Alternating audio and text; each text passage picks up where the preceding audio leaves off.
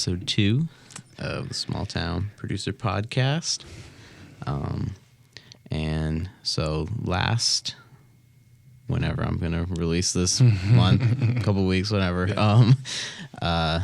we kind of decided to have Luke ask me questions first, since I guess the podcast was my kind of brainchild or whatever, as you put it. So just decided to start there. And then this week or month, whatever, I'm going to be asking this time. This time I'm going to be asking Luke, kind of just so you guys get to know us, get to know what we're all about, where we started, how we see the music scene in Boise today, and other, hopefully it applies to other small towns. If you're listening from another small area, you gain some insight too. Follow me on Instagram, Twitter, whatever, if you want to get in contact with me. All of my social media is at Beats by Kana. And then these podcasts will be up with a video portion on my YouTube, just Kana Beats. And then if you have questions or whatever too, you can get in contact with me, beatsbykana@gmail.com, if you want my email. Thanks for having me. Yeah. Just on the podcast in general. I'm excited to record something, even if it's just us talking. We've seen a lot of benefit from just talking about stuff and bouncing ideas back and forth in the past. So I'm excited. This is kind of like the level up of that. I feel like we're leveling up and expanding too. So yeah, for sure. Let them know where they can connect with you, Luke.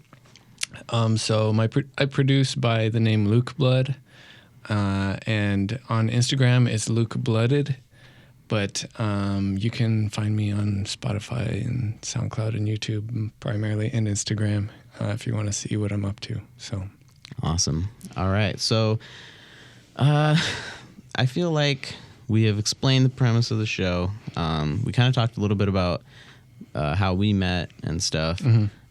Just want to touch on it real quick from, I guess, your side. Yeah. What, because I believe you reached out to me first, if I remember correctly. So. Yeah, I think so. We talked about how it was a beat challenge, someone who's in Idaho who hosted it. And yeah, I actually reached out to everybody who submitted a beat in there. Okay. I searched the hashtag and just said, I commented on the beat or sent them a message or something like that. But you were one of the few that actually kind of continued a conversation with me, I think was the difference. And also it was cool because you were in my actual city. Some of the people were in a out of town or whatever it was. Honestly, some of them don't post where they live at all. It's hard to find out. That's something I would definitely say, especially if you're looking for other artists in your area, make it clear what your area is, because I'm trying to find you. That's an awesome point. There's a lot of people, especially I noticed this on SoundCloud, people want to put for their location, and I've seen it a little bit on Instagram too, but people will try to put somewhere location in hell or and stuff, and which is funny, yeah, but at the same time it's well, where are you actually? Right. Yeah. And if you so I like to put music producer in Boise in my bio or whatever it is, even if it's not specifically asking for location, but as long as you have some pictures around town or something to clue people in as to where you're from and what you do, that makes a big difference, because I find pages and I get in touch with people just because I know they're in my area and try and connect or let them know about some stuff that's going on. So yeah, I will say that there are people that I'll message or try to get in contact with, and I'll have no idea. They'll be like, oh, I am an artist and I produce. Yep. And I had no idea because they didn't put that anywhere. Right. So that's an awesome point to make. But so I reached out to you because of that beat competition. Okay. And I was I had been producing for a little bit at that point, but I didn't really know that many people in the area who were producing also, and I thought I was one of a few. So I was like, oh, somebody else who makes beats, I'll just like start talking with them. I think I wanted to maybe collab with you or ask you. I don't know if I did right away, if you wanted to do a collab, because that was kind of what I'd been. It was easier to ask local people for some reason in my head if they wanted to collab than like maybe a more bigger artist or more of a stranger, I guess, online. Sure. So that's kind of how I started. Is I was looking for people who to work with and just who had similar interests, similar pursuits and stuff like that, so we could maybe help each other out or support each other. So that was initially how we first connected online, or first connected at all, is online, even though we're in the same city. Yeah, and then we touched on it a little bit. Well, not a little bit, but in pretty good detail about how we would have weekly like Discord meetings and stuff, and we'd kind of bounce ideas off each other. I guess what was kind of the thing that, so if another producer is thinking about doing this in their town and they're wanting to connect with and finds that person that'll motivate them and stuff that's in the same music scene, because as a lot of these producers talk about and stuff, they're always like, surround yourself with the right people, like the people that are motivated and work hard and stuff. And I feel like that was why it worked with us. But I guess kind of like from your perspective of reaching out, you said I was the one who reciprocated and talked, responded and held a conversation. But I guess what was it that made you be like, oh, this person is someone who is also serious? Like, what was the way you were able to tell that? That's a good question, because I had thought about asking other people actually before you if they wanted to do like just a weekly conversation about the goals for that week or what we had accomplished the week before, which is what our chat was. But I didn't ask anyone else, just partly because it might have been like a little bit insecurity, but I think also I wasn't sure if it was like necessarily going to be a good fit. As far as like their motives or their goals, that type of thing. So when we talked, it wasn't until we met in person that I realized that I think it could work for us to do this kind of conversation. And so I think that's kind of a key, and that's something that you can't get online. It's at least maybe scarier to be like, hey, you want to Skype chat some random stranger in some other state who you've just messaged or sent some melodies to. But the fact that we had met up to work on some music and we had just kind of talked, and we were in similar situations as in life and in music and that type of thing. So that was when I kind of thought, you know what, maybe I'll ask Kana if he wants to do that. So there was the online connection at first, and then there was the in-person, I think, which made it like apparent that we had similar drives and motives in this. So, and that's when I think I decided I'll just see if he's interested, and you were, which was awesome. So. Okay, that's cool.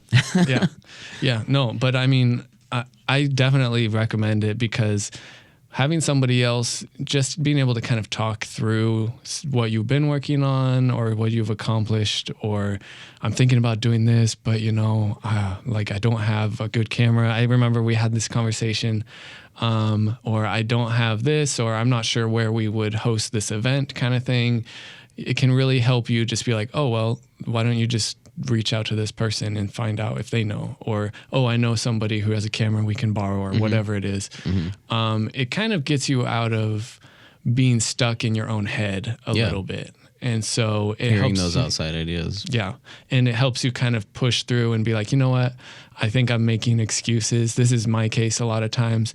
I think I'm making excuses. I could start a podcast like next week and it would be fine, and then improve it for the next episodes or whatever. And so it doesn't have to be an in the future, I'd like to do this. It can be like, well, let's actually like think about what we would need to do to start the steps there. And talking with a person about that is way easier than trying to think through it in your head, I feel like, or get advice from someone online who's just recorded a video to a ton of people, but it's not like an actual conversation.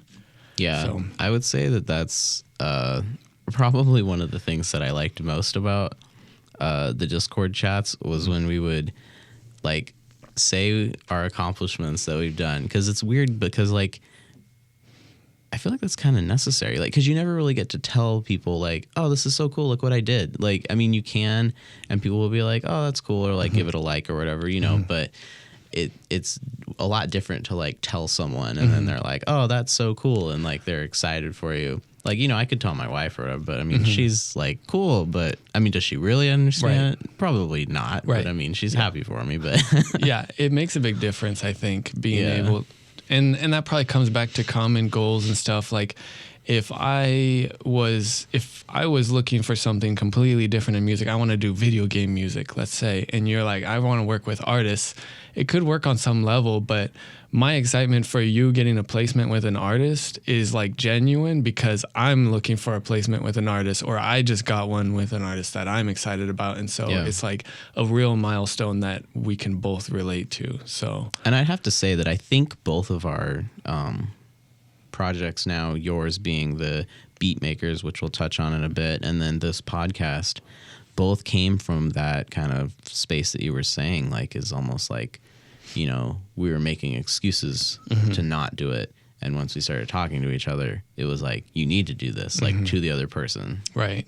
And I think that's a sign of like a good collaboration or a good team a little bit, is like you have strengths in certain areas that I have weaknesses and vice versa, I think. And we can kind of help, or even if it's just like, you get beat block or you get down on yourself when I'm feeling good, and then vice versa, right? To help each other kind of through that. If you're just in your room and you feel like you are making the worst music of your life for like a month straight, that could like kill you creatively and just be the end of it. Like, okay, well, I haven't made anything I'm excited about, I'm just gonna stop. But if somebody else is like, oh man, don't worry about it, like, let me help, let's work on something together, or like, you'll get through it kind of thing. Like, those kind of things can go a long way, versus being that bedroom producer who sticks to yourself, just does, I want to do everything by myself. I want to just not really worry about connecting with other producers in the area kind of thing. I will say that, if I get stuck on something, I usually send it to you. And then it ends up working out. Yeah, and we've had other ideas too that we've bounced around. You brought up the Kenny Beats thing, how Kenny Beats does the cave, and we've kind of thought about like, well, what could that look like if we did something like that here locally? And so there's been other ideas where it's like, oh, that sounds cool. Like, I want to talk with Kana about it because he could help me pull it off, or he could at least have some ideas for like, usually I think it gets better when we talk about it. Whatever the original idea it was gets better because some fresh perspective and ideas from the other side. So it's been huge, I would say. But yeah, I mean, I think that's just important enough that I don't want to just breeze by it. Like, even if you're in a small town, Boise is arguably small. Some people who are in really small towns are like, dang, Boise's huge though. Like, you would be surprised. It felt like there was nobody else here. Yeah. And it took some digging. It wasn't like I did a search on SoundCloud and found these people. It was like, it was hard to find producers and artists. And some of it just is like an overtime grind of like, you know somebody who knows somebody, and then you end up connecting with them. Well, part of it too, even, is like sometimes you'll find these people and you're not even sure if they're still doing music. Like, sometimes, because they just haven't posted in like forever, and you're like, is this person like still active or what? But I mean, I think also if you're looking at kind of the, I don't know what it is, the ratios, I guess, you know, there's probably like, you know, 100 artists or whatever here, and I still feel like that's pretty small compared to like how many people are in the surrounding area and stuff of Boise. I think too, Boise definitely has a small town producer mindset. Even if there's a fair amount of them, like if there's 50 producers, 100 producers, 500 producers even, there is very little of like a collective mindset or like a people working together or any kind of events to help propel people forward or anything like that. And so you might as well be in your room by yourself producing in the middle of Wisconsin at that point, like nowhere. Yeah. Not that Wisconsin probably has their big cities too, but like being in a rural location, there's still, I think you should take some time and do some homework, because it took some time and some homework to find a few people here. And even those few people weren't necessarily the people like you that I ended up continuing to work with or continuing to talk with. So, but it might be too that you're 30 minutes or an hour or something outside a city that you need to try and start looking there. But I really think it's important. I'm not saying you can't be the producer in your room, and I also am not necessarily naturally inclined to just go talk with people. It's hard. It isn't easy a lot of times. But I think I kind of push through it just because I know like that I want to do music, and it's easier when you have a common kind of goal or common interest, that kind of thing, and that's why you're getting together. But it's still hard to go to a concert and be like, hey, I think I know you, I think I saw you on Instagram and you made beats or something like that. I think that's a really hard thing to do, like you're saying, is walk up to somebody. You start second guessing yourself, even if like that's the right person, like based off their Instagram pictures, and you're like checking their like profile, and you're like looking and like, you know. And I did that once, and it wasn't the guy, and it was like awkward, but then it was whatever. I never saw that guy again, so it didn't really matter. You just kind of get in your head about it. Like it's not that serious, but I think there's certain steps. Okay, so what I was getting at is you can do it by yourself in your bedroom, I think. But if you could shave off like 6 months, let's say, you might have started this podcast 6 months from now, but now you have potentially like a half a dozen or a dozen interviews extra that you could have in those 6 months, to where you would have started it later if we hadn't talked about it and maybe gotten some motivation from that. I mean, I think that's an awesome like way to look at it, because like if I hadn't have met with you and started like bouncing ideas and like motivating each other to do stuff, I might not have even ever started the podcast. Right. Like I might not have known all these people. Like, you know, a couple of the next people were lining up for the podcast. It was because we bounced ideas off each other, and I might not have been able to do that. So it's a good point. You've heard probably that your network is your net worth, or maybe I'm either way. Yeah.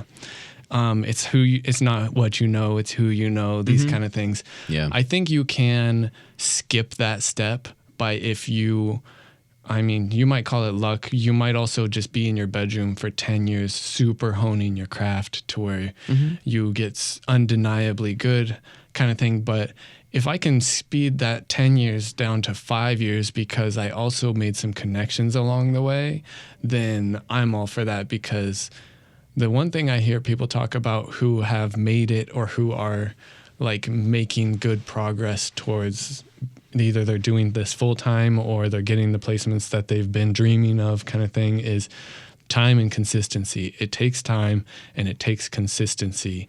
And so kind of, I think the networking maybe speeds up the time aspect of that in some ways. And I think there isn't really luck. I don't know that I really believe in the luck, but you hear too, luck is just preparation meeting opportunity or something like that. And so those opportunities are in the networking, I think. And the person you mentioned, oh yeah, I produce instrumental music. And they're like, oh really? Like I'm making a video game and I need music. And it might not be directly what you wanted, but it can like maybe they're willing to pay you $100 and then you can put that into buying the plugin you've been trying to get or something like that. You're just increasing your opportunity. Yeah, I see what you're saying. Yeah, so it's not really luck. It's just giving yourself more chances. Yeah, and I have more thoughts on it too, but we can keep going. But if we get back to kind of collabs, I think collabs is like kind of growth hacking, to use one of those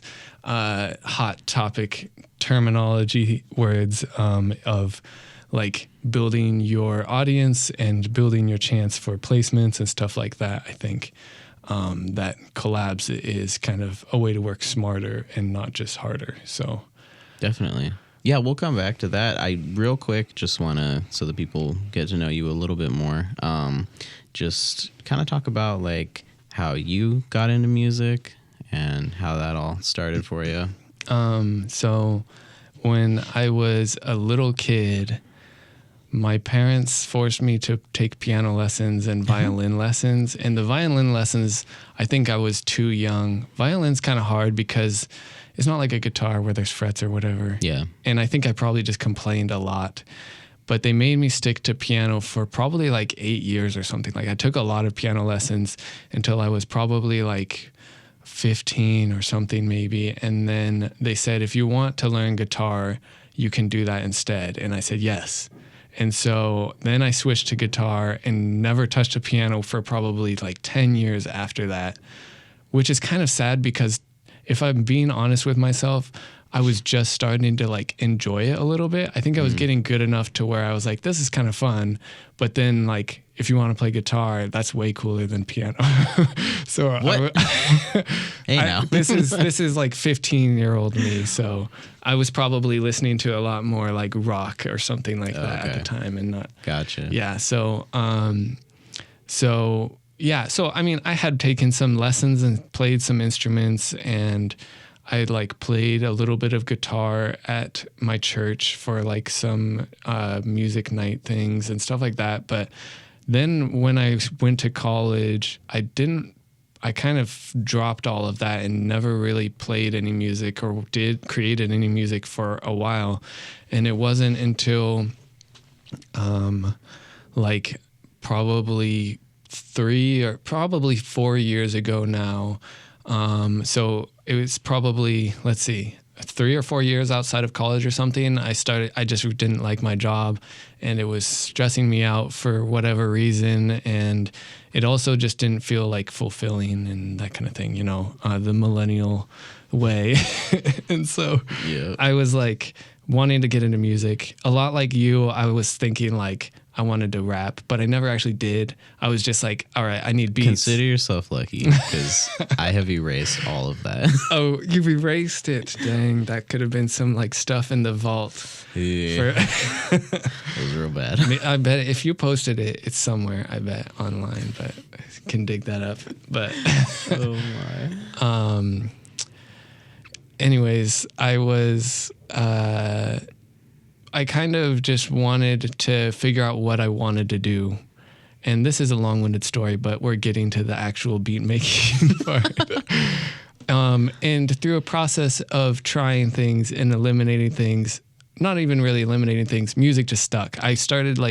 I knew I liked rap music. For some reason, I had only been listening to rap music for several years, even though historically I kind of have like a cycle of like listening to different genres, electronic or metal or alternative or whatever it is. And then for some reason, I just like stuck on rap and for a long time, and was just like more impacted, I think, by rap music, and was given more like feelings or something through the music and wanted to get involved in it more. And so just had to make beats to rap on. So I started that. I had like this plan laid out. I'm going to like make beats in this amount of time, then I'll record, and then I'll have like my 6-song EP by the end of the year kind of thing, which was a super pipe dream. Like nothing moved that fast, and I was a little bit down on myself, I think.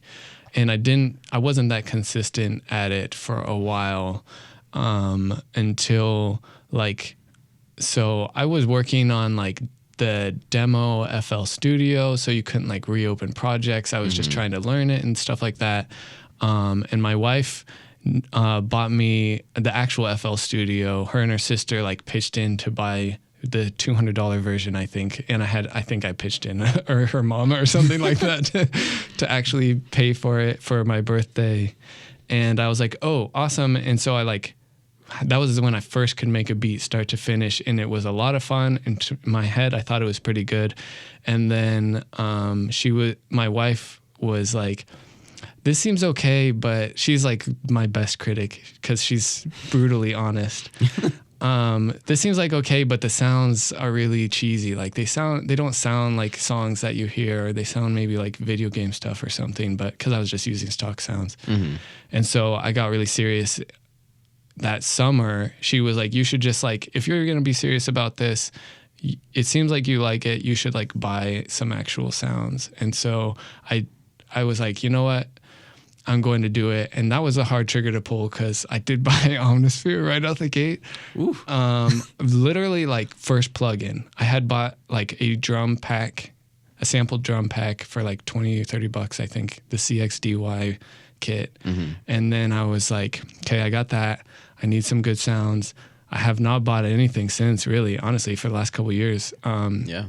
But, and then I was like, then there was no stopping me. In a way, I just like was enjoying it so much. And like the stuff I was making, I felt like was actually pretty good. And it felt like my whole background, like taking some lessons and stuff was making sense a little bit because it was coming pretty easy. You can actually look at my SoundCloud. I think probably, so I made like a full beat start to finish. I think I only made like 1 or maybe 2 full laid out beats before the ones that I posted on my SoundCloud. So if you scrolled all the way down, you would find some of the early ones like just got Omnisphere. This was probably like summer 2017 or something, maybe like that.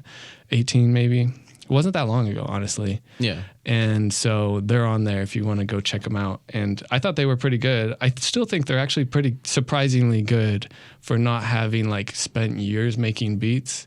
But in my mind, I was like down on myself. Like I'm 27 at this point. I'm like way behind these 18-year-olds who are killing it. But then I was like, you know what though? I thought that was going to be a problem for me, but I just enjoyed it so much. I didn't get hung up on like, how long is this going to take? I did it at first, actually, I should say. At first, I didn't even know if I wanted to get into it because I was like, well, but it's probably going to take like it might take like years and years for this to actually turn into something. Yeah. Do I really want to do that? Because I want to like quit my job now, or I want to like do something different now. So that was something I kind of had to come to grips with. But it didn't end up mattering to me. I just had enough fun with it and realized like this is what I want to do, even if it does take 10 years before I can quit my job, kind of thing. So I feel so yeah, I've just been kind of going crazy with it. I've decided to start telling people that I'm a music producer and I have a full-time job on the side to support my music production kind of thing, just because like I don't see. How does work feel about that? Yeah, if you're listening to this, like I'm focused, you know, I'm in the zone when I'm at work, and then when I go home. He is not booting up FL Studio. No, totally not. But yeah, I mean, because that was an insecurity, is like I felt like maybe it was too late or something like that, but not at all. Like I'm having so much fun, and opportunities are pretty crazy, honestly. Like I'm enjoying all of it. So that was like a pretty long story. I don't think I've really gone that in depth in telling anybody like about the whole process. I think I've had this conversation in my head or like out loud a little bit, but yeah. That's always fun to do that. It is no, cool. That's interesting though, because I also I think my parents made me start playing piano when I was like 6 or something, and I played it through until probably I was like 16, 17 or something. Okay. But that's awesome. And I always loved it though. I always thought it was super cool, super fun that I could play all like my favorite songs and stuff. And so I think I'm actually getting my parents' piano. Oh, really? In a bit. So I'm really excited. Dang. So follow me on my social medias, because once I get it, I'll probably be posting me playing it and stuff. Yeah, do like a new piano sample pack or something like that. That'd be sweet. Yeah, it'll be cool. But okay, so you even answered. I was going to ask you about your first beat and stuff. That's funny you mentioned that too, because I also have one of my earlier beats is up on mine, nice. My SoundCloud as well. What was the beat where you kind of felt like, oh, I got this, and like, and what about it would like made you think that? Oh, that's an interesting question that I don't know if I have a good answer to. I might. So, I couldn't even tell you the name of the beat. It was that summer though when I had Omnisphere, because before that I had made something that I thought was good, and I was trying to like, I don't think I had heard of like reference tracks to like play something else and then play mine, or maybe I did and it sounded kind of weird, but I didn't know enough to know like how to make it better. And so when I got when I did get Omnisphere and a drum kit, there was a couple things I made, but I remember making one thing because I was taking classes at Boise State University at the time, and I had FL Studio on my laptop, which is dangerous, by the way, because you don't end up doing homework. Yeah. And I made something. It was like kind of later in the evening, and I just remember like being really into it. It was like the first beat I made. Like I had made things, and I was like, "Dang, this turned out good." But this one, I was like, "This is like really good." I think maybe. Like there's all these, still insecurities kind of showing through there. But I was like, "Dang, I think this sounds like a style that could work maybe for an actual song or something like that." So it's on my SoundCloud. I could probably dig it up. I bet it's probably like the third or fourth one on there. But yeah. Nice. That's awesome. Okay. Well, let's go back then to, you were talking about collabs. That kind of leads into this question of like interacting online. I guess, what are kind of some of the things you look to do when you're interacting online? What works best, and what's kind of some of the success you've seen out of that? I think a lot of it is kind of the energy that you put into it, you get back out a little bit. Not always the case. I don't think you should expect, if you're gonna like take the time to message somebody or comment on their thing, that they're gonna do the same to you. But I think it takes just kind of putting some effort into listening to what people are doing, or going to their page and seeing what song they have, kind of thing, and then talking with them about it, or just being like, "Hey, I checked out your song and it sounds cool. Like, how long have you been making music?" Start kind of like a conversation, and not just have it be like, "This is fire," because that can't really go anywhere.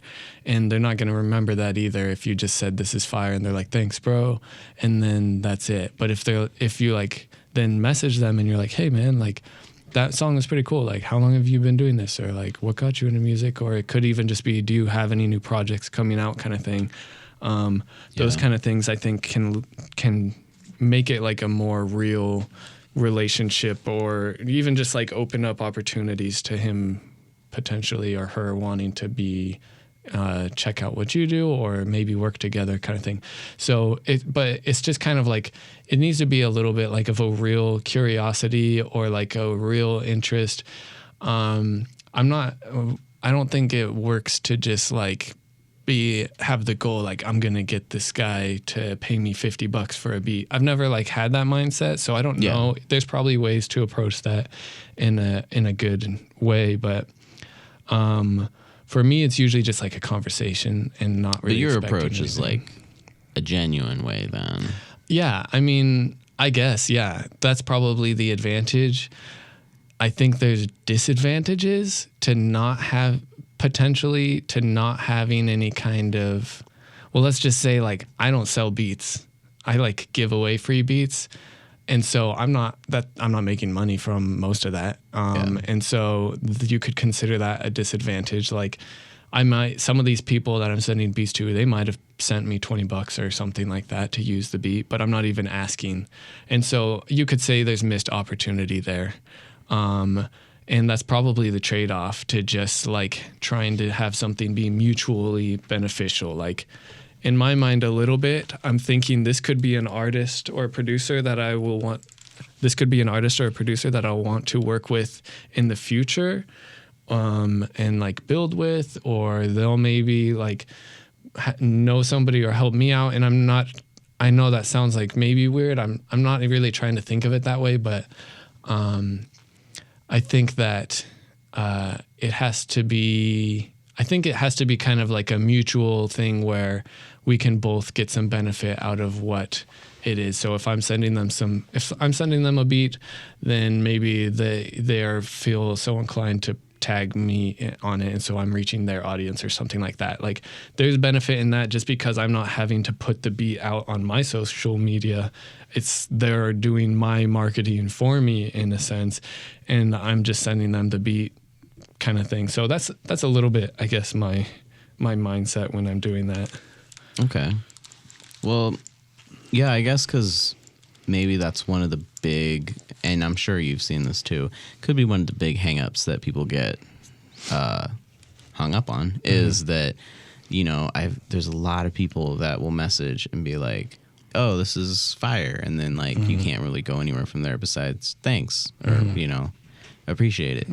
Or also there are the people who will message and be like, you know, let's collab, let's work, like all that stuff. So I guess if someone is listening and that's kind of their approach right now, what would be your suggestion on how to change that and how to reframe that? Yeah. A couple things that I like to do.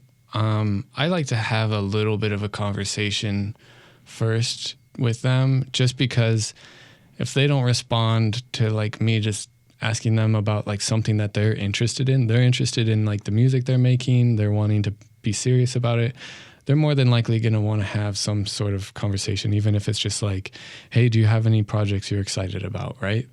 I would be like, yeah, I'm making this beat pack or whatever it is. So I think kind of starting a conversation like that is a good way to not just leave it hanging, but then you can also like easily transition from, do you have a new project, to like, oh, where do you find your beats? Oh, do you like are you looking for new beats for your new project kind of thing? Like, and it doesn't even have to be that strategic, but it just kind of flows that way a lot of times, the conversation automatically. But I think what's really important is not pressuring or like making it awkward or like anything like that. Make it easy for them to like get your beat and use your beat if that's what you want, but don't make it like, I'm not trying to like push it on them or anything like that.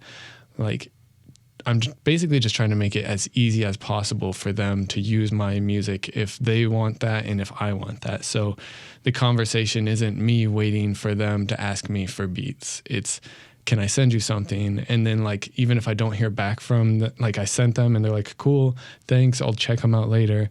I don't say, hey, did you check those out? Like a week or two or whatever, I send them some more. And eventually like I might stop sending them stuff if I never hear anything back. But, and that's okay. Like part of that is just like figuring out who you work well with and who you don't work well with, because there are also artists.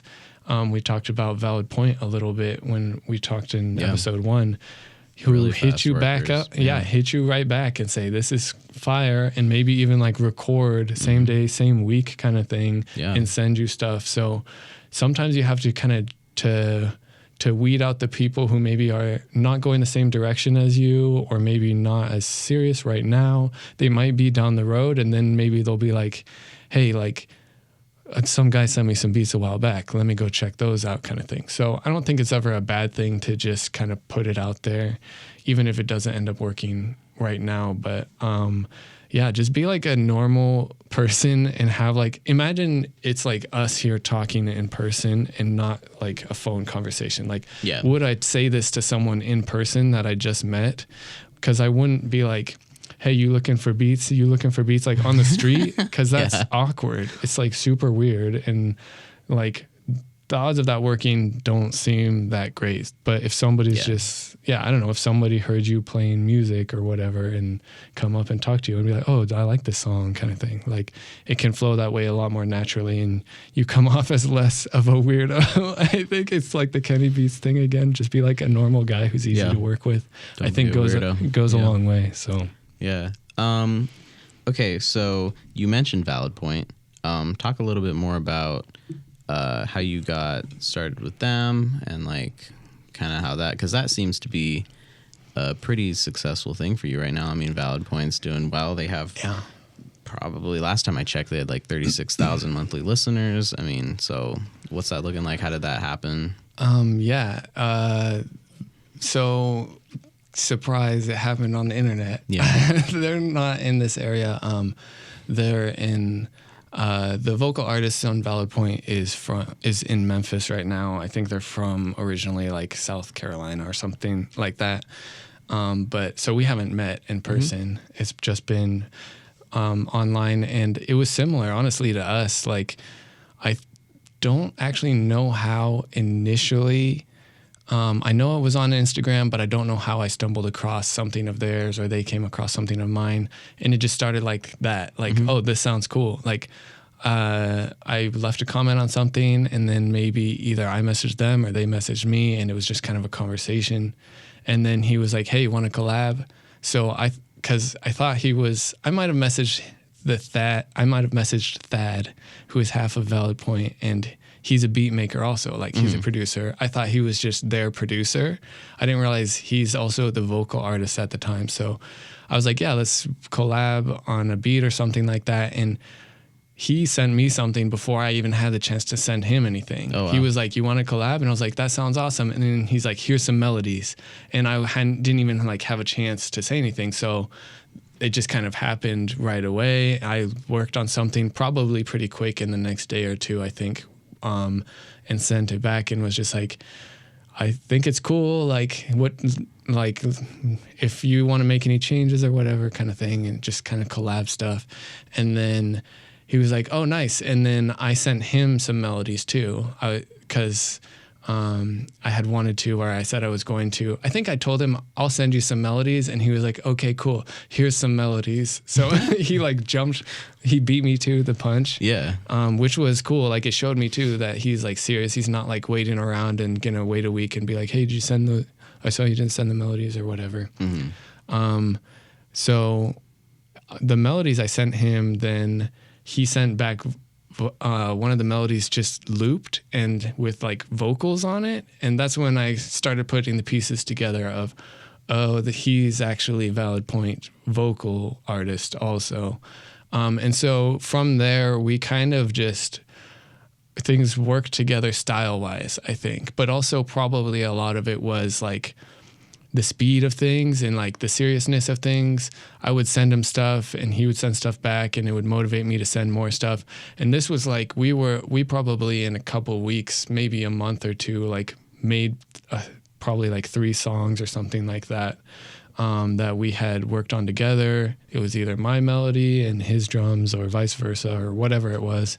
And so from there, I think a lot of it was actually like his attitude towards me gave me a lot of confidence to just like send him anything that I liked, and to like a little bit believe in myself, I guess, just because prior to this, I had sent stuff out to people, but he was the first person to be like, this is really good. Like, and record on it right away is like, it's really kind of, it gives you that motivating, motivating, empowering. And it makes you kind of believe in yourself a little bit more. Yeah. And so that was kind of a big thing. I think that motivated me and pushed me more than I probably realized. And so I would like work on a few beats, send them over, and we've done, I don't know how many songs now. We've only like 4 songs maybe are released. 3 songs on Our X album, which they released end of last year. And so they've got a few singles out this year, and we've got enough songs now that I think we're going to have kind of a collab album project coming out pretty soon, which is pretty awesome, and just some other opportunities through that. So it's actually been really cool, and it's been interesting because I hadn't experienced in a collab before working with Thad, really, that throwing ideas together, like I felt like the product was a lot better than I could have done myself, and it came so easy. Like it wasn't like we sat there for a long time or we sent stuff back and forth and it was like, this is okay, but something's missing.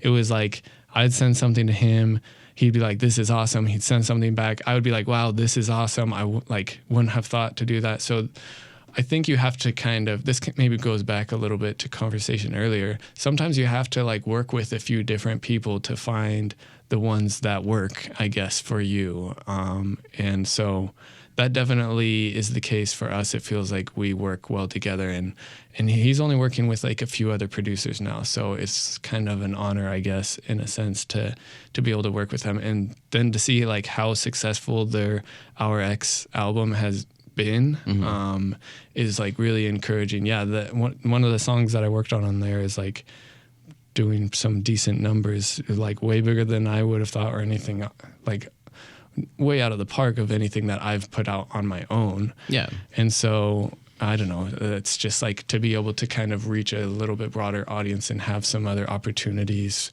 because he has some connections and stuff like that in the industry, or I have some connections, even if it's just like, oh, I know a video guy, you need some video edits, if you send him over, I can like talk to him, kind of thing. So it's been huge, honestly. It's like been a big thing to like collab with an artist coming up. And I think, so that's one thing I was thinking about the other day is, it would be awesome to get like that major placement. But to be honest, if you get like an Uzi Vert placement, he might just like breeze on to the next hot beat.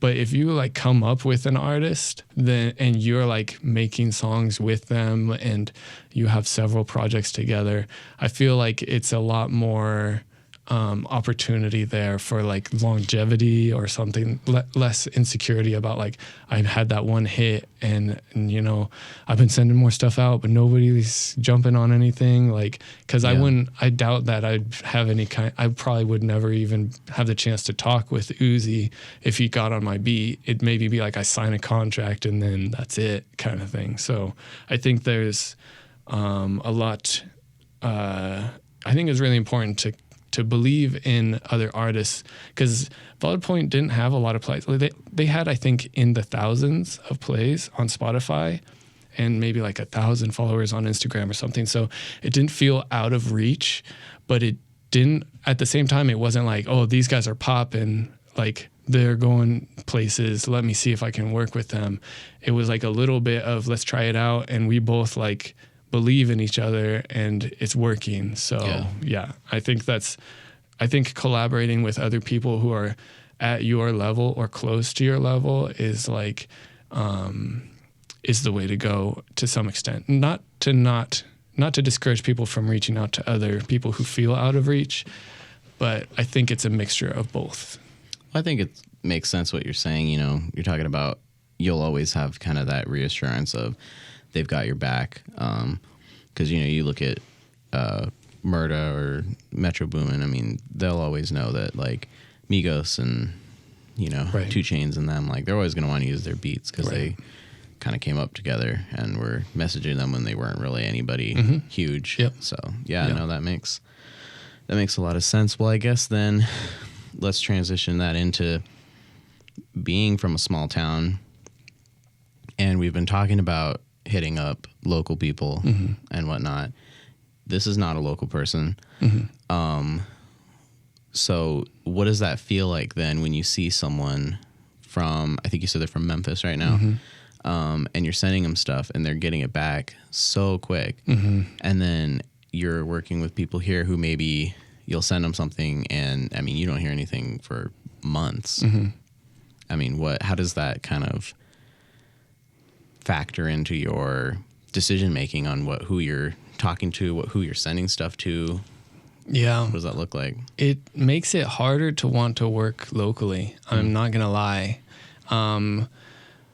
Just because there's bigger talent pool, and there's people who are like, who have that mindset of like no excuses, or maybe not even that, they have the resources. He has his own kind of recording setup, so he can record like the day he gets something. It can make it hard at times to want to work with local artists. When you get ignored or things move so slowly or whatever it is, I think I've kind of have the mindset of I'm not waiting for local artists anymore. I will support them. I will send them beats. I'd love to have conversations with them or help them out in ways that I can. But I'm not also going to like sit around waiting for them to like put the album out and so that I can like promote it and hope that it's going to go somewhere. I think that my plan is a little bit to work with local artists and to work with non-local artists, because I see a lot of value in both. but to not get trapped in the local artist mindset, in that it's like slower pace here. There's not that much happening, so maybe people aren't as motivated, or they don't have the resources, or whatever it is. A lot of that comes down to excuses, because you don't have to have that many resources in order to like record a project. And you hear about stories about Smoke Purp or whoever it is literally recording an album in a day. Like they'll go to the studio and record like 6 songs in one day or one session or whatever it is. And so I don't actually know if he does that. Well, I mean, I know I heard of a couple stories where, like, I believe those guys that you were talking about from Florida, a lot of them were recording just in their room on like a Blue Yeti microphone, and then and it ended up, you know, working out. And I think even YB and Namir was recording on like a headset or something, like when he was first starting. Oh yeah, totally. The whole GTA thing. Yeah. I think it's a kind of a conversation of there's a couple things at play, but quantity over quality conversation I think is a big piece of it. And it's kind of a trending thing to put out a lot of music. And I think it's trending because it works today. Maybe it's an attention span thing and a streaming thing, all kind of coming together, in that you can listen to any single song that's out there for free. And so you can skip all the crap and just get to the ones that you like, or skip all the ones you don't like, I guess. And I think some people are a little bit slower to adopt that mindset of maybe moving away from a project a year or a project every 6 months that has several songs on it, to like more consistent singles, having more of like a presence on social media of just like themselves and their personality, letting that kind of thing shine through. I think that we haven't really caught up to that. And maybe it's because we don't have good examples of that here, like a good example to look up to locally. But, you know, a lot of that stuff is kind of excuses. It's easy for me to make excuses, but if some established producer came over to my house and just started cooking up stuff, like it's harder to make excuses when you can see someone right next to you, like making moves with similar resources that you have. And a lot of it just comes down to like your mindset, I think, honestly. So yeah, I mean, yeah, because man, it's like you said, like, I don't know. I mean, you hear these stories about producers who are like, they're like, I only use the demo version of FL for, you know, a year or whatever, you know, and like, that's pretty crazy. You're just recording one track at a time. Like, that's insane. Right. Right. Yeah. I think that it's, if it was the kind of thing where you, your life or your well-being or whatever it was depended on it, you'd find a way to make it work. And that's why for some people it works to like sell everything they have and move to Atlanta or whatever. I don't know if that's the right move for everyone, but it can put you in a like survival mindset of like, no excuses. I got to find a way to like make some money to pay rent, and I'm only going to do it with music kind of thing. So people have made that work in the past, but I think on a more real level, you can start producing today. Anyone out there like who's listening can start producing today. Yeah. It's not like this big thing where you have to do all this research or you have to buy all this gear. You basically need a computer or a phone even. You can have a phone and produce on your phone like a few bucks, or like just get a demo version of some software and play around with it. Like literally it doesn't have to be that complicated, and it's easy to overcomplicate it, at least with my personality, and I think a little bit with yours too. Like, oh, well, which digital audio workstation should I use? Well, I was even, you know, like overcomplicating it with life. Like you were talking about earlier, how you were saying like, oh, well, I'm too old to get started on it and stuff. I kind of had similar thoughts because I think I was starting when I was like 23. Yeah.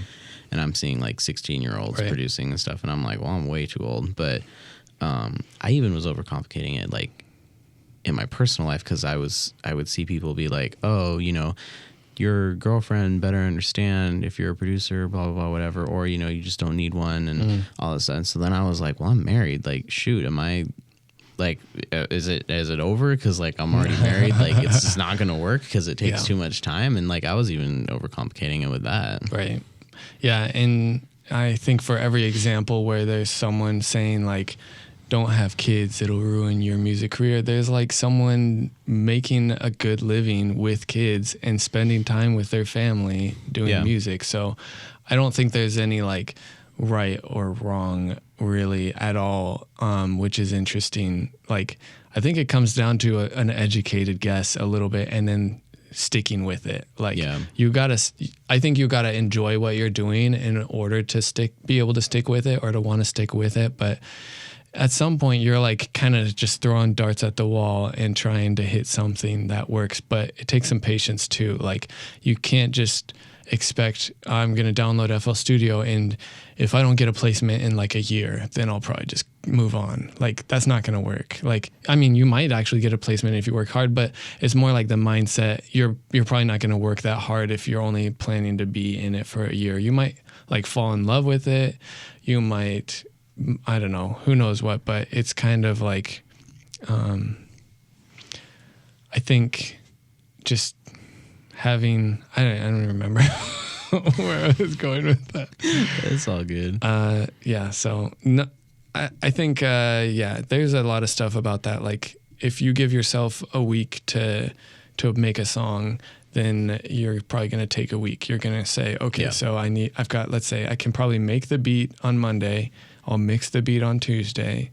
I'll record. I'll write on Wednesday. I'll record on Thursday. Mix vocals on Friday, and then like do any final mixing or mastering or whatever on Saturday, kind of thing. Like you're gonna take some time for each of those pieces. But if I told you like, look, if you record a song today, then Thug is going to like play that or put that on his playlist or his favorite songs or whatever it is. Like if you're motivated enough, you could make a song in a day, like from start to finish, even if it means like maybe you have to stay up late or whatever. Like there's a certain amount of that's just like mindset, and it might not be as good as if you spent a whole week, but imagine if you could kind of turn that into a habit and then record every other day, like do a full song or something like that. Would be crazy and maybe not sustainable, but the idea is just that like you're capable of more than you give yourself credit for if you have the motivation or the right mindset or the right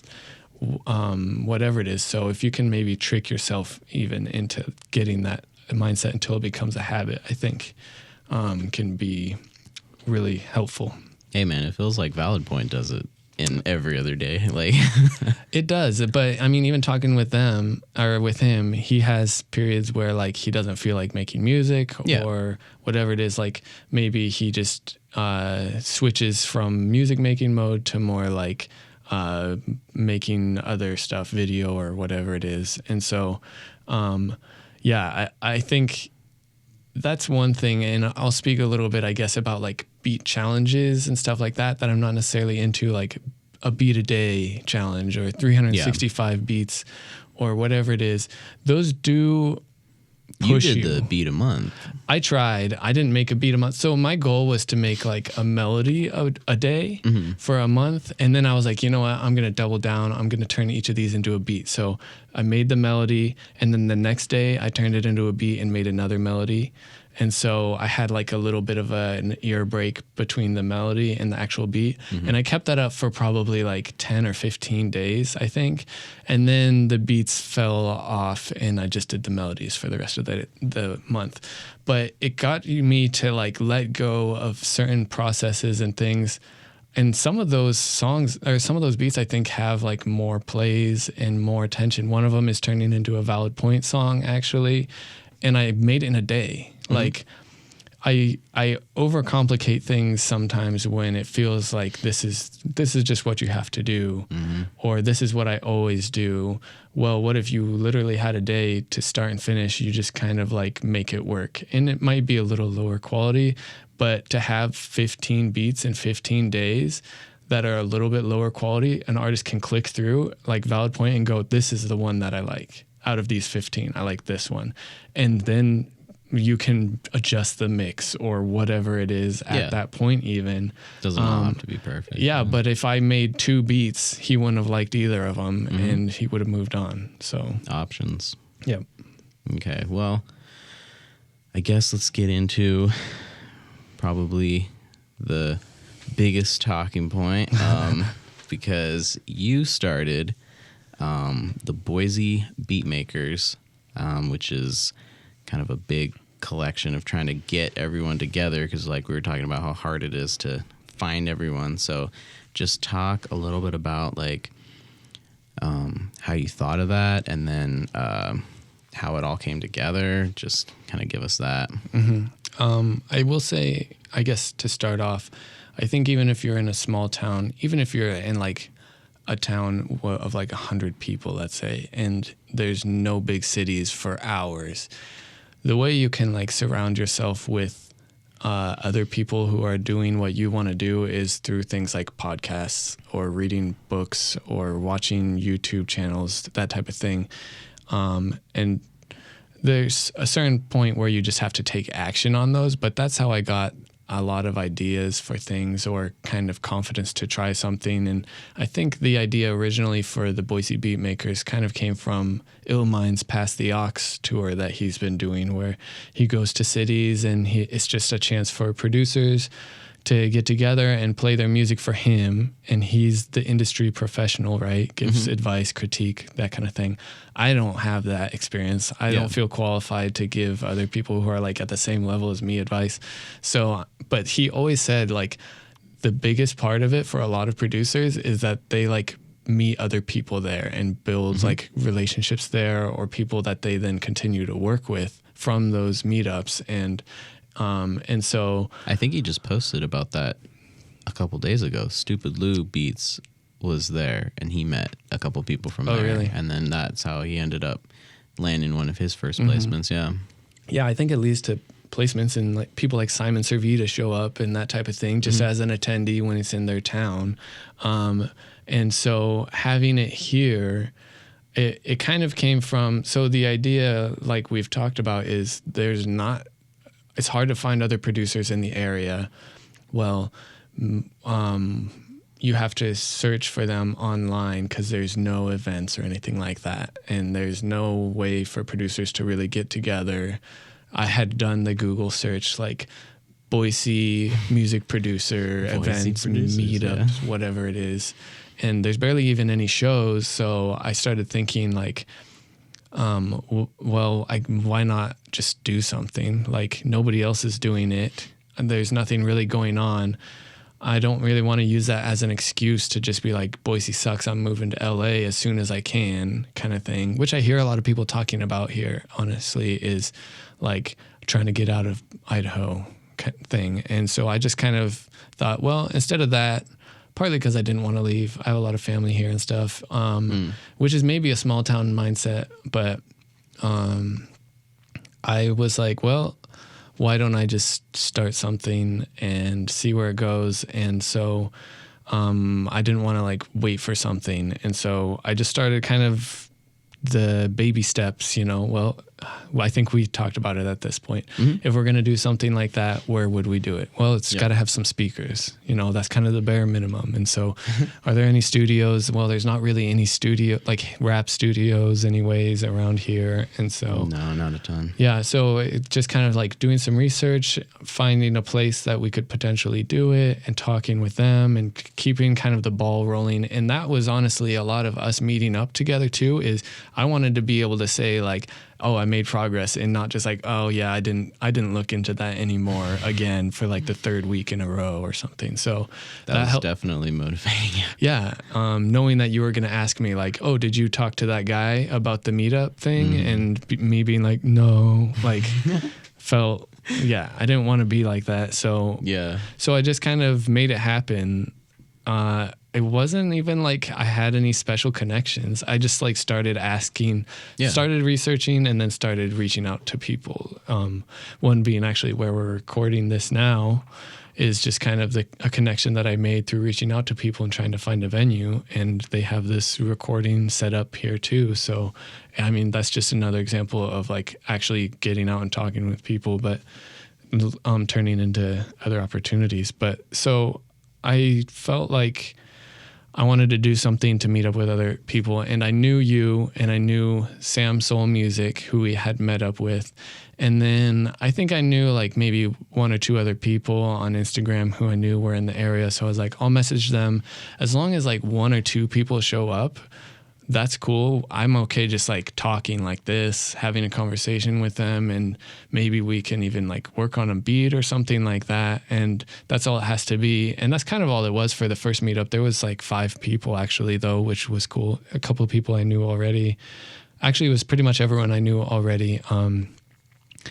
And so that was kind of just what I thought it was going to be. And we meet once a month. And so then the next meetup, there was a few more people, maybe like 8 people, I think it was almost double the people. And then, which was exciting. And just like the energy people had when coming was like, they were excited to be there. They were excited to see like what it was going to turn into, or meet other people. They thought they were the only producer in their city. Was a lot of people saying that. Yeah.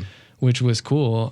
'Cause some weird good talent starts coming out of the woodwork that you didn't realize was here. Mm-hmm. And so I think it just kind of goes to show that there's probably people in most small towns. It's just a matter of like finding them. And it might be good to do something where you can host an event or have a casual beat making meetup or whatever it is, because even if it's just a Discord server. Totally. Yeah. Like some locals. And then at some point people will be like, hey, guys want to like grab pizza and we can chat in person or make a beat in person or something, and just see where that goes. Yeah. 'Cause it's been honestly huge. I would say this has been maybe like one of the single things that has brought people to me, mm-hmm. Who didn't know me at all before. I didn't know who they were. They didn't even necessarily know I'm a producer, but they know I do Boise Beatmakers. And I think it's kind of a standout thing, because not everybody's making beats, right? But not everyone's like doing a beat making event or an event for beat makers. And so like that right there kind of levels me up in other people's eyes, even though I'm not qualified to be hosting an event any more than you or anyone who shows up at the event. I just kind of started the wheels. You know a lot, and you're very good. Just being humble right now. But but at some point I realized like I can kind of do whatever I want if I like set my mind to it. And so I set my mind to doing something like this, and I didn't know how to do it, but I just knew like how to start, and I broke it up into steps, and here we are. So it wasn't that complicated. I didn't have to drop any cash. Like I've paid nothing to have this meetup. And so, I've bought like some camera gear and stuff like that, but I didn't have to pay anything. But like people approach me and just like, say literally I've gotten messages on Instagram from some person who I don't know who's like, hey man, I'm from Boise, or I'm in Boise and I heard what you're doing with the meetup. I think that's really cool. Boise needs something like that. And it's like, whoa, like people weren't ever saying like, hey man, like you're like, maybe people say your beats are good or we should work together or whatever. But this was like a whole nother thing where there was like no connection other than they knew I did this meetup. And then they took the time to like reach out to me and tell me that they thought this was a cool thing, or they wished that this thing was here before. And it's also been weird because like people are now finding me, people are looking for things to do in Boise, and they see this music producers. And so they're coming here without me having to like message them or track them down. And so it's been awesome to meet new people coming in that, well, in the case of Wantel, he doesn't even live here anymore. He lived in Boise for a while and moved to San Diego and was in town visiting his mom, and was like, well, what is there to do? Let me just like look online, and found this. And that's been an awesome connection, and we're trying to get him on the podcast. super motivating just to see like-minded individuals and be around them and talk with music about them. And I mean, that's a lot of it. There was something else I was going to say in there, and I forgot halfway through, but that's all good. It'll probably come back to me in a little bit. Yeah, I have to say that since attending, that's who a couple of the people that I have met up with and you has been because of the meetup. Totally. Like, yeah, that's awesome. I remembered what I was going to say.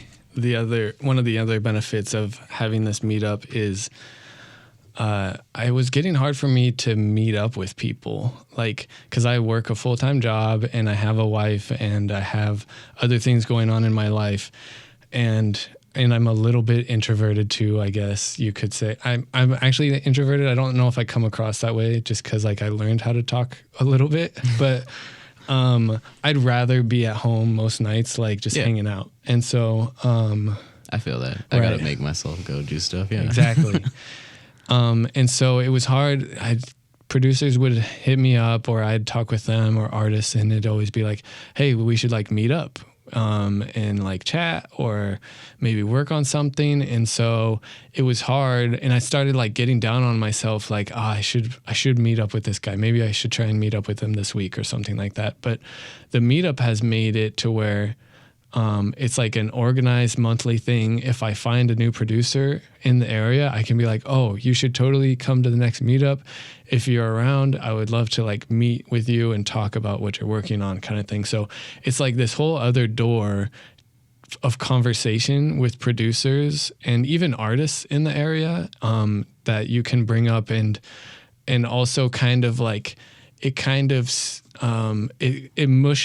puts all your networking into like one block of time. And so you kind of get it all done in one go, which is a weird way to put it, but that way, instead of like having to meet with someone once a week, twice a week, different people to try and make all these connections, I can kind of do it all at once and then like go from there. Like some people said they wanted at the meetup said they want to work on some stuff together. I'll send them stuff. We may meet up in person again later, kind of thing. But like it cuts down to on the meets where you met with them and you just weren't on the same page. And so that was like, sometimes that's pretty clearly the case pretty quickly. And so you can kind of figure that out at the meetup and it's almost skip for like that, lack of a better word, like a screening. Yeah. And there's probably a lot better word for it than that, but it's true that you're not going to work well with everybody. I'm not going to work well with everybody. And so sometimes like it's as much there, it's hopefully a mutual thing. Like it just didn't work to potentially work together, or you just see like they come every month and they're like excited to be here, and so I can tell like they're kind of dedicated at this or whatever it may be. But it's just been it's been nice to kind of free my mind and free my schedule, I think, of having to try and meet up with people one-on-one for the first meetup. That's hardest, I think, actually. Yeah. The first encounter of, I don't know them, they don't know me. Where do you want to meet? Do you want to get coffee? Like, do you want to try and make music? Should we meet at your place? All these things that are barriers. No, there's a monthly meetup every month on the same, at the second Saturday.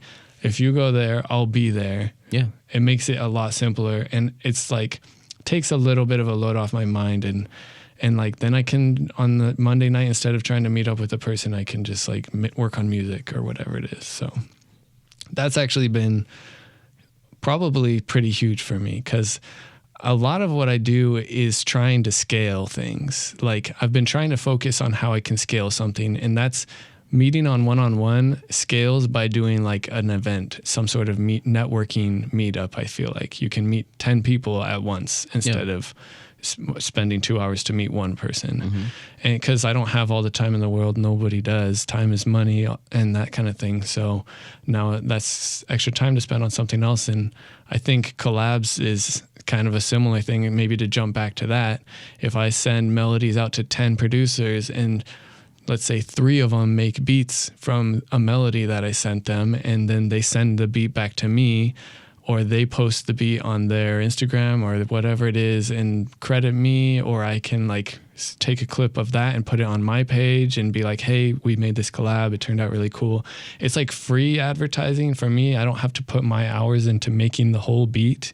I don't have to put my hours into making the video or the post necessarily. If they're doing that kind of thing, I can just be like, hey, can I repost that? I really like how it turned out, and I wanted to spread it with my audience or whatever it is. So it's like it's kind of sneaky ways to save time. But it means giving up a little bit of control. Like the beat might not turn out the way that I dreamed that it would, or whatever it is. But a lot of times they turn out like different in a good way, like totally outside of my own style, but in a good way. And so that's why I've leaned so much into collabs. And in 2020, I kind of decided, you know what, I'm going to kind of try and carve out a lane of like the melody guy.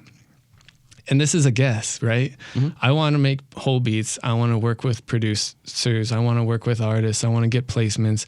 I want to do all these things. And it's hard to decide what to actually work on without getting overwhelmed. And so I just kind of decided, people have told me like they like my melodies before, or they think I have good sound selection or something like that. And I enjoy it.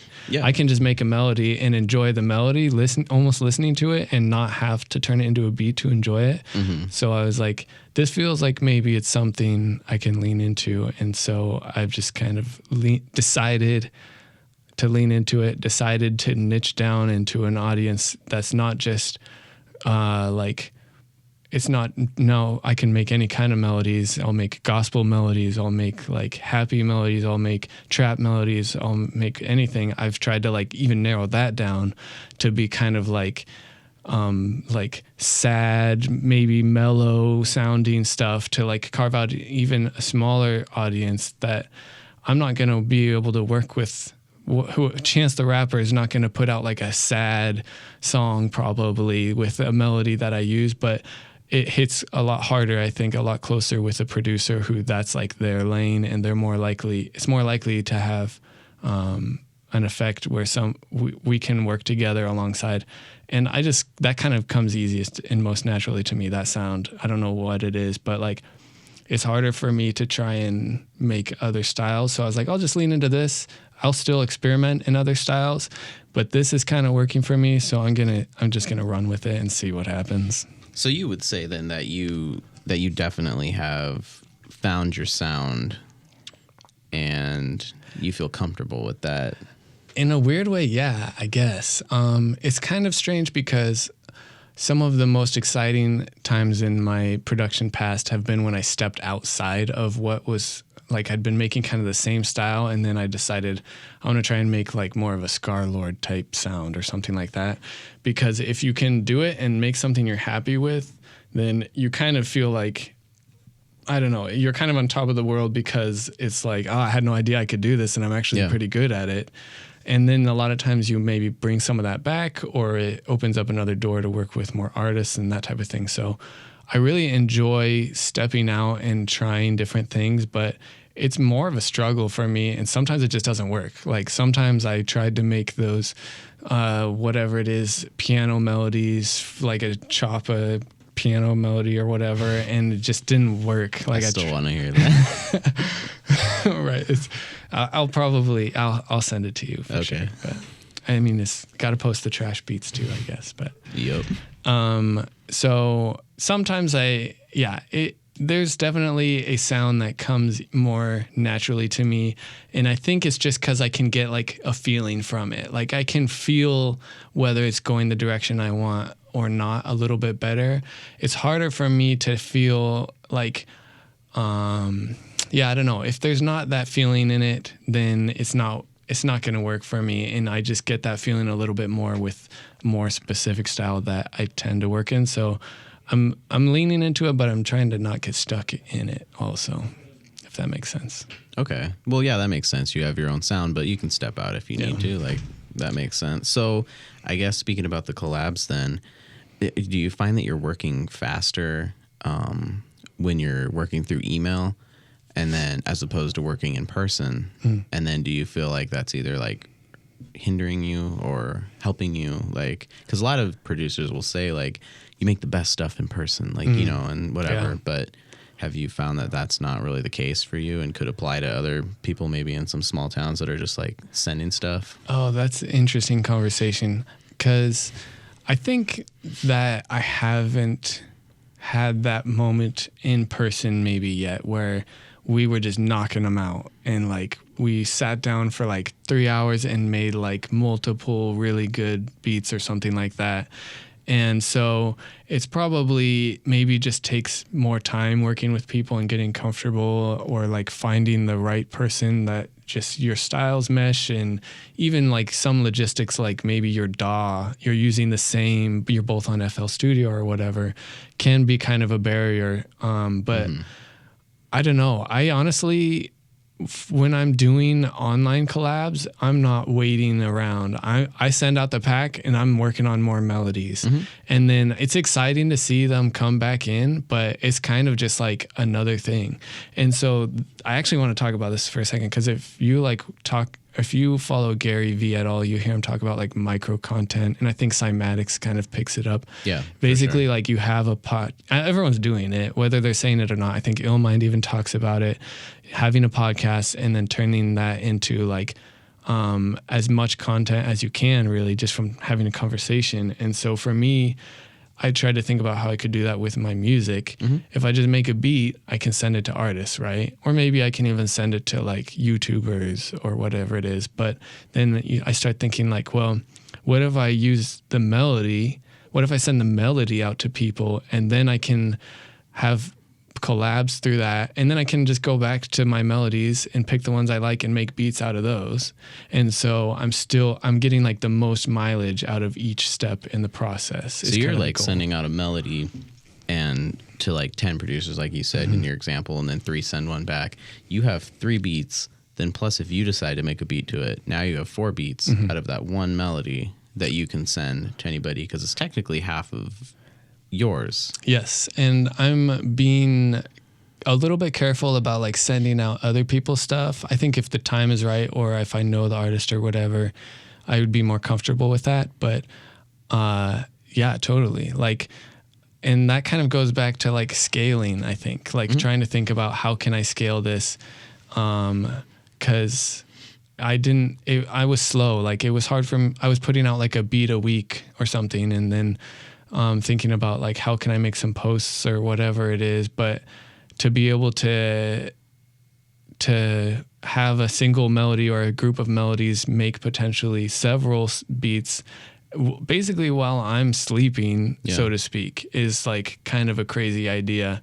And I don't really get hung up on, like, I've actually had producers who give me 50-50 splits, and I've had a couple sales like that, you being one of them, some online producers being another one. I think a total of maybe 3 sales where I got splits from it, right? But those producers, though, like, if a producer puts my beat on his store and I get a sale, I'm going to send him more melodies, and because the idea of getting more sales is exciting, right? And so I don't know. It just makes you more apt to want to work with them because they respect your craft. And so also. Totally. And so in a way, I'm kind of like funneling down to who I'm going to try and get serious about working with, because I send the kit out.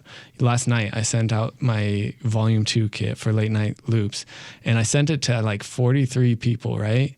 And some of them won't even see it, some of them will see it and maybe try and use it, and some of them will like see it, they'll use it, and they'll send me the beat, and they'll like make a post about it, and they'll tag me in it, they'll post it on the beat stores, they'll give me 50-50 credit. So those are like the standouts, and I'm like, okay, I'm gonna start pumping this guy some more stuff. He got a beat sale, so he's excited. I got some in on the beat sale, so I'm excited.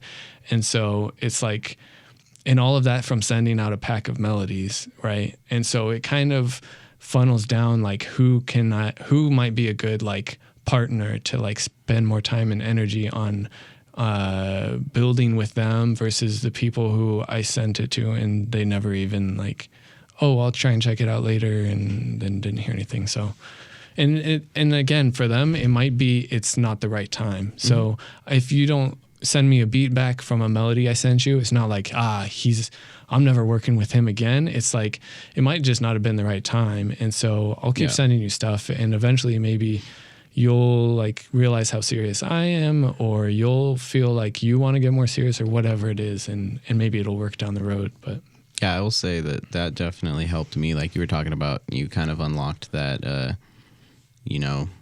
ability to work a little faster because you were sending melodies. That definitely was the case in reverse, just because I hadn't bought Omnisphere. I don't have any of those sound banks. So once you were sending me stuff and whatnot, it was like, oh, I am figuring out how to speed this up because, like you were saying, it was a beat a week. Yeah. But okay, so the Beatmakers, have you gotten any like outside success from that, or are you seeing any outside interest at all? I guess not even from people really who are going to be coming to it, but like from radio or like news or anything like that. Yeah, totally. And it's kind of weird in that way because it is a very accessible topic. Like people who don't even make music will like ask me, oh, I heard you're like doing this thing in Boise where you meet up with other producers.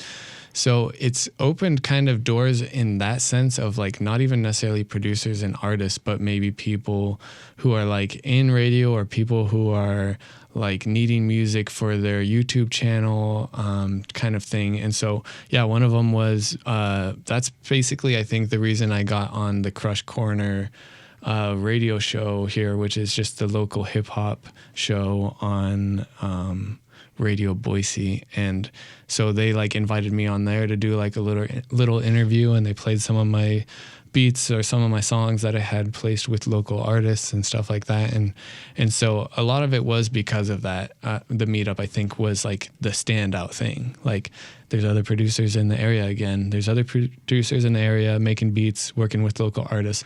But I'm the only one who's like doing something maybe not bigger than that, but something different than that. And so it's interesting for them to have me on their show and talk about it because it's different kind of thing. Or it's a community thing. Anyone can come who wants to just check it out and see what music production is about. So it's definitely like kind of widened the range in a weird way of people who have talked with me about music, from just producers and artists to like just general conversation, or some guy on Instagram who's like doing food reviews of restaurants and needs music. Like that actually happened. And so nice. Like I sent him some stuff, just weird stuff like that. That's cool, and like cool side projects. But part of it is, I think, me just showing people how like I'm serious about it, and I'm taking time to do stuff that's not as easy as sitting in my bedroom making a beat. So yeah, you're just showing that you have multiple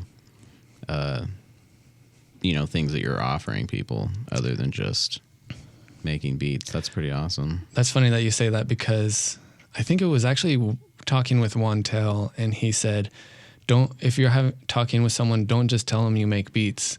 Like tell them all the things that you do, even if it's like, I make beats, I do like social media marketing, I do video, I do a podcast, I do music for podcasts, I do music for YouTube, I do music for whatever it is, because it helps them, the wheels kind of turn in their head. If you just said, oh, I'm a beat maker, and they didn't need a beat at that moment, then they're like, oh, that's cool. But if you're like mentioning these other things you do, and something might click, or they might just start to realize, dang, this guy is like serious. He's like kind of an all-around guy. He didn't mention that he knows anybody who has a studio in town, but he seems like he might know somebody who has a studio in town. And so it's just kind of like, yeah, I think it's another thing on that list where it's like kind of a resume of accomplishments or things that I'm doing that now people think I like host events, or people think I run events. And so that's pretty cool. Yeah. I mean, yeah, it works out.